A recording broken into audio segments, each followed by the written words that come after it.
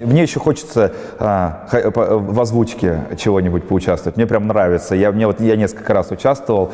Я озвучивал, помните, мультфильм «Полный расколбас» назывался? Там Да, живые конечно. продукты. Помнишь, там был наркоман, который солью упоролся, и они ожили? Я этого наркомана озвучивал в русской версии, в дубляже. Сет Роген, да, делал?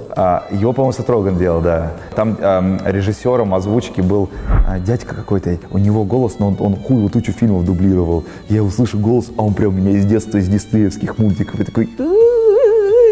Знаешь, я такой, так классно. Потом, типа, мне Сындук пишет, говорит, блядь, короче, я смотрел, говорит, прикольно озвучил. И мне вот, типа, вот, я попробовал бы в озвучании, короче.